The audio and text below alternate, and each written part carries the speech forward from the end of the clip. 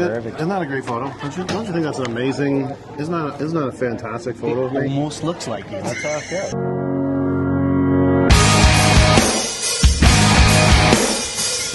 Well, hey, we are in the booth at Plumbing and HVAC Magazine at Sci-Fex West. Yeah, the spoiler, the way you can tell is it says Plumbing and HVAC on the top of the booth. Listen, it's part of reading the manual. Okay. So this is the manual of the booth. That's how it goes. So we're doing a fast 5. We're doing 5 random questions, people, things, all the kind of fun stuff. First one, how'd you get into the industry?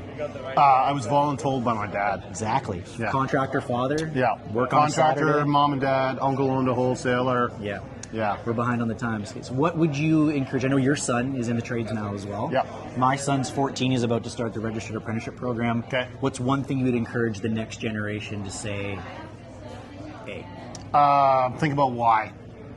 Why would you go to university? And that's not a knock. It's understand why. And then if you go to university and you get a 4-year degree and you spend whatever, I'm going to make up a number of 10 grand so it doesn't feel like I'm picking on university. I don't think you can do it for 10 grand. If you go to university, what's the why? And so what I mean by that is when you're done university in 2 years, how do you measure success? So if you're measuring success by, I want to have a meaningful career that's resilient, isn't likely to be replaced by AI and pays me a living wage, I think you'll start to rethink why are you going to university, right? And that doesn't mean you don't go to university. Certain people, they want to go to university, but that's a really powerful way to get people to think about trades. Yeah, absolutely. Okay, so switching gears a little bit, what most excites you about the industry right now? What's the latest and greatest in your world?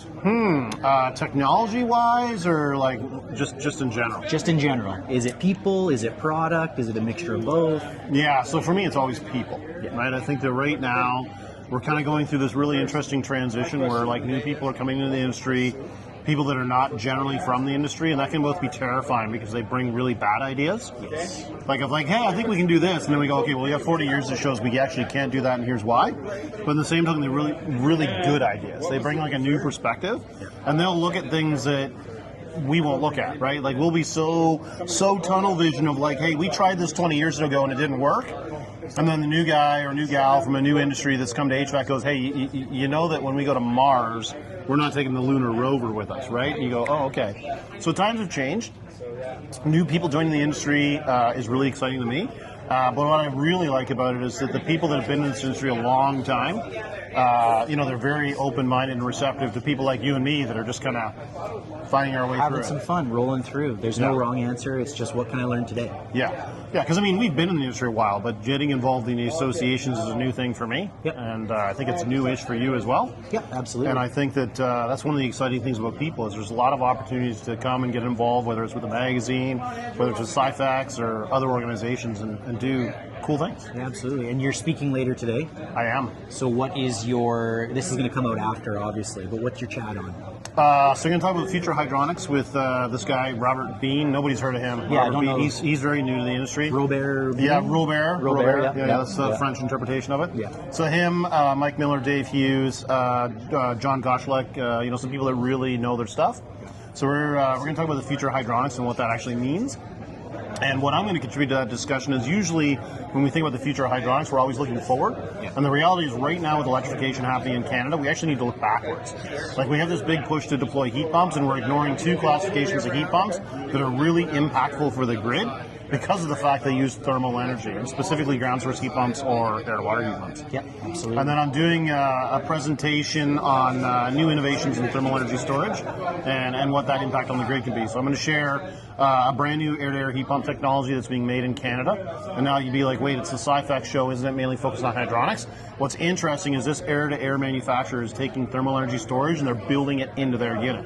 Perfect. So they have the ability to actually shut the compressor off for 3.5 hours, dodge a peak event, and still heat the house. Going to talk about a new building envelope assembly that's using thermal energy storage. And then, of course, talk about a few deployments of thermal energy storage that are happening across Canada. So that's awesome. Mm-hmm. The last question, it's weird, it's different, it's in our hearts right now. Not naming any names, but with everyone building, expanding, growing, and the push to grow, we're seeing businesses close overnight. Right. We've seen a large one close now this week. Yeah. Do we think more are on the cusp of that happening because of the shift in market, the shift in change, or just not reading the response from that market push?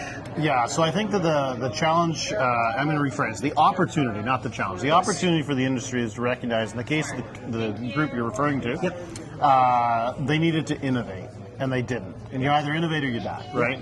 And so I think we're in a really interesting time, especially in BC and Ontario. Both of our economies have just been, kicked in the ass would be the way to put it. Yep.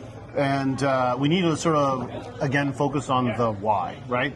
So why are we doing what we're doing? Like, at the end of the day, I'm a business owner, and I'm trying to build a company that's putting people before profits. Yep. But there is a why. The why is to be profitable, and you have to start with, how do I measure success in my profitability? I measure success by having an amazing team that wants to come to work, that wants to be part of something awesome, that has really good contractor partners, really good builder partners, and really good engineer partners. And talk is cheap. You got to get out there, you got to talk to people, you got to engage with people, and you got to put people first. The idea is great, but you got to show me the PO. 100%. And if you're not profitable, you can't serve your team to the ability they're trying to serve you as well too. So it has to be a partnership across all peoples. But yeah, we you have to look at the industry as an ecosystem, right? If we stop thinking about just us, which I think we're pretty good at doing, so don't have it be focused on us. We come to these events and figure out, how can we have some fun, how can we have some laughs, how can we do some dumb things, but in the same token, how can we lift people up, right? How can we make Mark feel good? How can we make Brendan feel good? What can we do that connects people together? And for me, that's currency. Collaboration. That's how we make it work. So. Exactly right. So where can we find you on the internet? You can't. I'm not on the internet. Not on the internet not anymore. On the internet, no. Eden Energy Equipment out of Ontario. But plumbing and HVAC is what this says. Magazine. You're an editor. You do lots of articles for that as well too. So, but we appreciate you taking the time, my friend. Awesome. Good seeing you, brother. You too. Thanks, man.